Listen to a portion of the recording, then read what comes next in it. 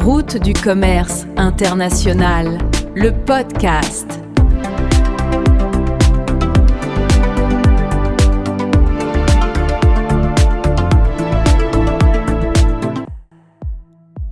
Bienvenue sur Route du commerce international, votre podcast. Dans l'épisode du jour, on va parler d'un lieu clé dans le commerce international. Un lieu par lequel passent des millions de marchandises sans que vous ne le voyiez. Il s'agit du port. Le port est bien plus qu'un simple point d'arrivée ou de départ. C'est une véritable plateforme logistique, un point d'entrée stratégique pour les marchandises. Imaginez, un navire arrive après plusieurs semaines en mer. À son bord, des milliers de conteneurs. Chacun contenant des produits destinés à différents pays, différentes entreprises, différents clients. Le navire accoste et immédiatement une mécanique parfaitement organisée se met en place. D'immenses grues viennent décharger les conteneurs.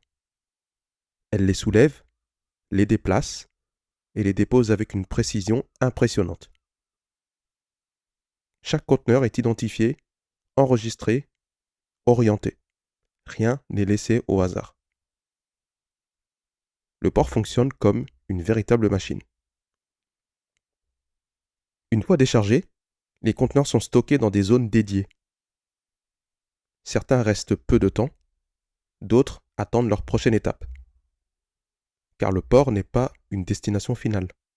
C'est un point de transit, un lieu de passage. À partir de là, les marchandises vont continuer leur voyage.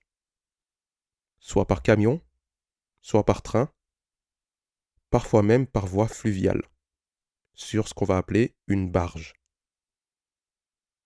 Mais avant cela, une étape essentielle a lieu. Il s'agit de la douane. Chaque marchandise qui entre dans un pays doit être contrôlée. Contrôlée via les documents, contrôlée au niveau de leur conformité et de leur respect de la réglementation. Tout est vérifié. C'est une étape clé pour sécuriser les échanges internationaux. Une fois validé, le conteneur peut quitter le port. Et c'est là que le port révèle toute son importance.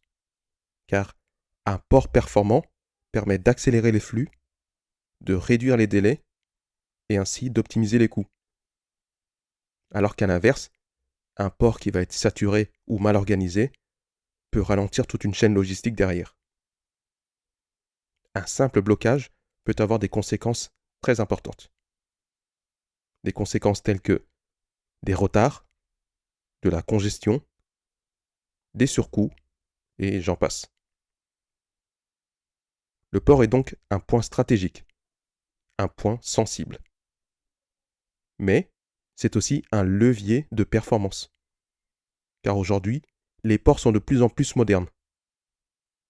Via l'automatisation, la digitalisation et l'optimisation toujours poussée à l'extrême. Tout est fait pour gagner en efficacité. Car dans le commerce international, chaque minute compte. Le port est donc bien plus qu'un simple lieu. C'est une interface entre le monde maritime et le monde terrestre. On peut dire un point de connexion entre continents.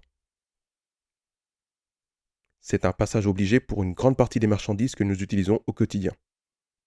Alors, la prochaine fois que vous verrez un port, rappelez-vous, c'est ici que le commerce mondial prend forme. Dans le prochain épisode, nous découvrirons le rôle du transitaire dans le transport international de marchandises. D'ici là, je vous dis à bientôt sur Route du commerce international, le podcast.